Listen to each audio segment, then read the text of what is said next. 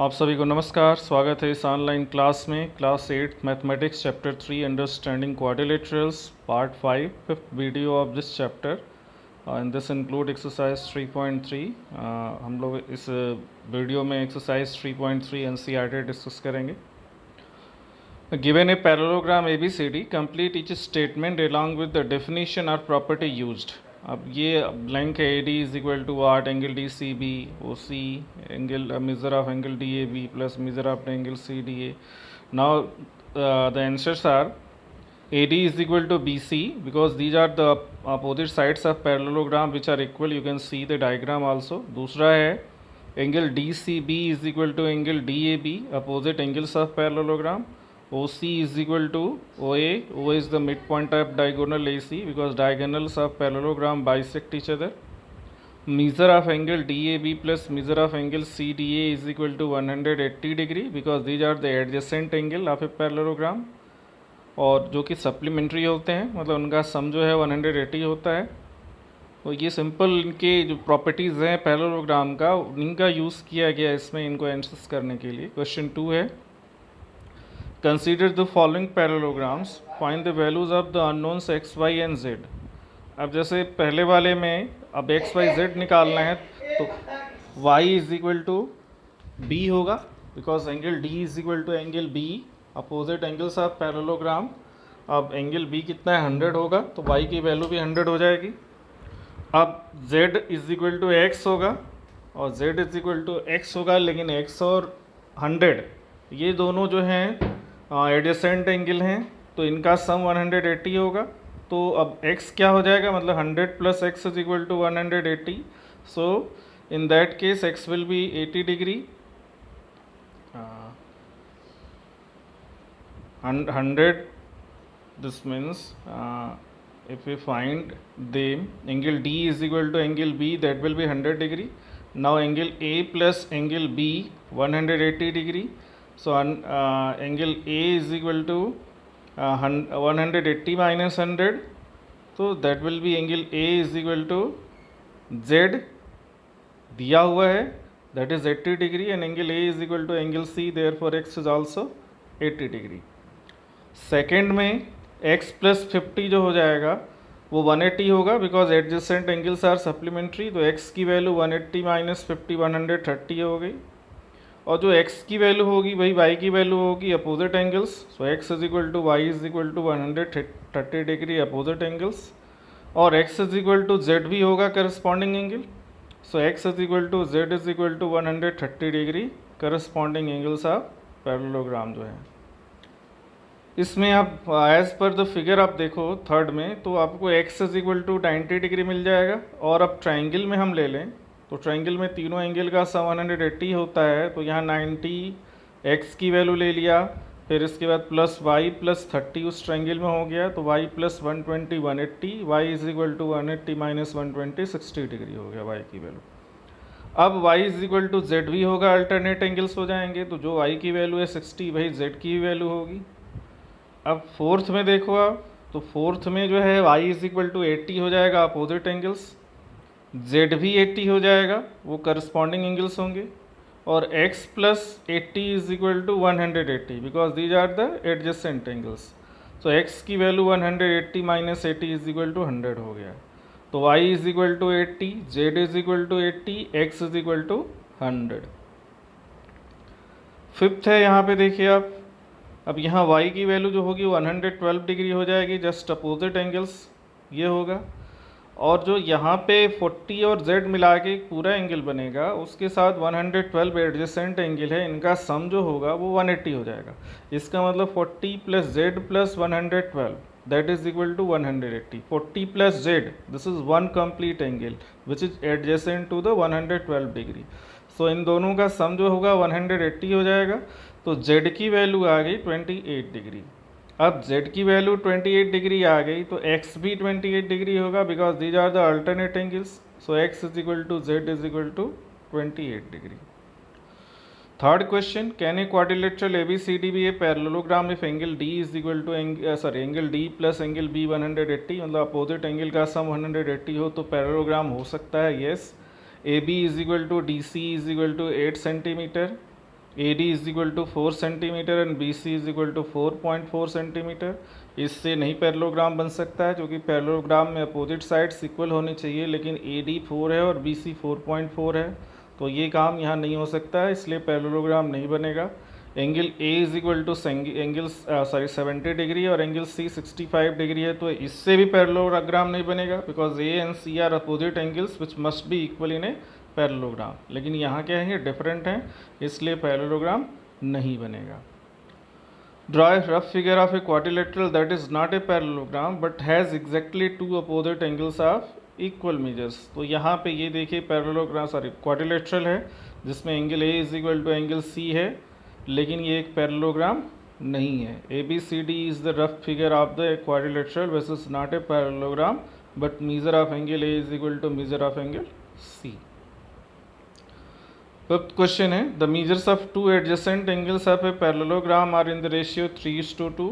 Find the measures of each of the angles of the parallelogram. तो अब देखिए यहाँ रेशियो दिया हुआ है, तो we can take the angles as 3x and 2x और these are the adjacent angles which sum will be 180 degree.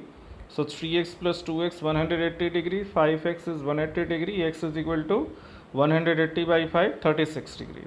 तो एंगल्स हो जाएंगे 3x 3 into 36 108 degree, 2x 2 into 36 72 degree.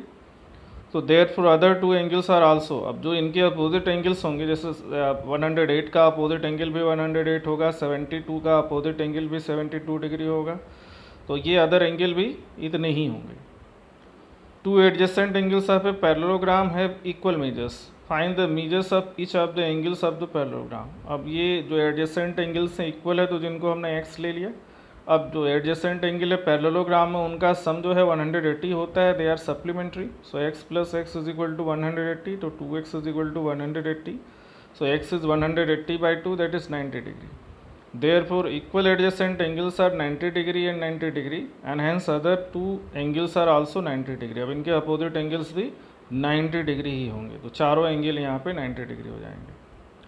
Seventh question है, the adjacent figure HOPE is a parallelogram. Find the angle measures x, y and z। State the property you use to find they. अब यहाँ x, y, z हमको निकालना है, unknown है, तो आप देख सकते हो यहाँ कि जो x की वैल्यू होगी वो 70 का लीनियर पेयर होगा। अगर हम O angle, interior angle O निकालें, तो वो हो जाएगा 180 माइनस 70, तो वो आ जाएगा 100 डिग्री। ठीक है, तो x की वैल्यू 100 हो जाएगी। अब यहाँ भी अगर हम देखें तो जो एंगल H है 40 प्लस z, वो भी 70 के बराबर ही होगा, क्योंकि वो करस्पॉन्डिंग एंगल्स हैं। तो angle H is equal to exterior angle हो, so 40 plus z is equal to 70, तो z की वैल्यू यहाँ से मिल जाएगी 70 माइनस 40 30 डिग्री। तो z की वैल्यू 40 हो गई। इसके बाद x जो हो गया 100 हो गया, y जो होगा वो 40 के बराबर होगा, अल्टरनेट एंगल। तो इस तरह से इसमें सभी एंगल्स मिल गए हमको। x की वैल्यू 110 वो आपको मिल जाएगा O का लीनियर पेयर जो होगा, मतलब जो एक्सटीरियर एंगल O है 70 डिग्री, उसका इंटीरियर एंगल जो है लीनियर पेयर में वो 180 माइनस 70 110 डिग्री हो गया। बाकी y जो हो गया वो अभी हमने फाइंड किया था, y की वैल्यू 40 डिग्री, z की वैल्यू जो है वो 30 डिग्री हो गई।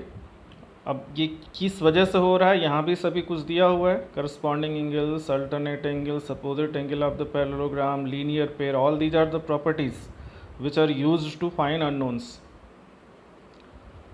नेक्स्ट है the following figure GUNS and RUNS are parallelograms. Find x and y length are in centimetre. अब यहाँ पे जो है जैसे GS है 3x और NU है 18, तो ये opposite side of parallelogram equal होंगी, तो 3x इज इक्वल टू 18, तो x is equal to 6। 3y minus 1 is equal to 26, तो 3y is equal to 27, y की वैल्यू 9 हो जाएगी। तो यहाँ से x और y की वैल्यू आ गई। अब दूसरा फिगर जो है RUNS, इसमें देखो आप, तो ये डायगोनल से रिलेटेड है और diagonal of parallelogram bisect each other. तो यहाँ हमको मिलेगा y plus 7 is equal to 20, तो y is equal to 20 minus 7 is equal to 13। फिर x plus y is equal to 16, तो और y की वैल्यू 13 फाइंड की है, तो x plus 13 is equal to 16, then x is equal to 16 minus 13 is equal to 3 centimetre. तो ये unknown की वैल्यू आ गई। अब इसमें 9th में देखिए आप, यहाँ दो पैरेललोग्राम हैं, कौन कौन से हैं? RISK एंड CLUA, ये पैरेललोग्राम्स हैं। अब इसमें हमको फाइंड करना है x। अब x देखिए, दोनों पैरेललोग्राम की जो वन पैरेलल साइड्स हैं जो इंटरसेक्ट कर रही हैं वो इंटरसेक्टिंग एंगल x है। तो अगर हम इसमें एंगल्स फाइंड करें तो इन पैरेललोग्राम CLUE, अब इसमें जो एंगल है, जैसे angle L is equal to angle E होगा जो कि 70 डिग्री हो जाएगा, तो एंगल E 70 डिग्री हो गया अपोजिट एंगल्स। ठीक है, अब सिमिलरली हमको एंगल S फाइंड करना है, तो K और S जो होंगे वो एडजेसेंट एंगल हैं, उनका जो सम होगा वो सप्लीमेंट्री होगा, तो angle K plus angle S is equal to 180 degree. So अब angle K is 120, so S will be equal to 60 degree. अब इसमें S की वैल्यू जो है वो 60 आ गई और E की वैल्यू जो है वो भी हमने फाइंड किया है 70 डिग्री। तो उस ट्रायंगल में हम तीनों का सम करेंगे, हमको 180 मिलेगा। Sum of all the angles of triangle is 180 degree. और कैसे मिलेगा? तो एक एंगल E 70 है और एंगल S जो है वो 60 है और एक अननोन X है, is equal to 180। So 130 plus x is equal to 180, तो x is 180 minus 130, 50 degree. Therefore x is equal to 50 degree. तो ये बहुत ही अच्छा क्वेश्चन है। ठीक है, next 10th question, explain how this figure is a trapezium which of its two sides are parallel. अब ये क्यों ट्रेपेजियम, आप देख सकते हो angle M plus angle L, इनके मीज़र अगर हम ऐड करें तो 100 प्लस 80 180 हो जाएगा। मतलब ये एडजेसेंट एंगल है जिनका सम 180 है। इसका मतलब कि ये दो साइड्स जो है MN और LK, ये दोनों क्या हैं? पैरेलल हो जाएंगे। Therefore MN is parallel to LK। और one pair of opposite side इसमें पैरेलल होगी, इसलिए एक ट्रेपेजियम हो जाएगा ये। अब इसमें ये एक ट्रेपेजियम है जिसमें मीज़र ऑफ एंगल C हमको फाइंड करना है। AB पैरेलल टू DC दिया हुआ है, तो अगर AB पैरेलल टू DC है तो B और C एंगल जो है वो एडजेसेंट एंगल है, इनका सम होगा 180 डिग्री। तो angle B plus angle C is equal to 180, angle B है 120 डिग्री, इसकी वैल्यू रखेंगे तो एंगल C मिल जाएगा 180 minus 120, 60। Therefore angle C is equal to 60 degree. यहाँ है find the measure of angle P and angle S if SP parallel to RQ। अब देखिए यहाँ पे क्या है, SP पैरेलल टू RQ है। If you find measure of angle R, is there more than one method to find measure of angle P। अच्छा, चलिए देखिए हमको जो जो फाइंड करें एंगल P और एंगल S फाइंड करना है इसमें। तो देखिए इसमें क्या है, RQ पैरेलल टू SP है, तो ये एंगल Q और एंगल P जो है ये एडजेसेंट एंगल होंगे जिनका सम जो होगा 180 डिग्री होगा। तो angle P plus angle Q is equal to 180, angle P plus 130 which is angle Q, then angle P is equal to 180 minus 130 that is 50 degree. तो एंगल P आ गया 50 डिग्री। अब angle R is equal to angle S, या angle R plus angle S is equal to 180, because वो भी adjacent angles होंगे, because RQ is parallel to SP और angle R is 90 degree, therefore angle S is also 90 degree. ठीक है, तो यहाँ से एंगल S भी हमको 90 डिग्री मिल गया। अब इसका एंगल P को फाइंड करने का और भी तरीका ये है कि अब बाकी तीन एंगल फाइंड कर लें, तो क्वाड्रिलेटरल के चारों एंगल का सम 360 डिग्री होता है, तो उससे भी हम फाइंड कर सकते हैं। We can find angle P by sum of all the interior angles of quadrilateral. तो there is this method also.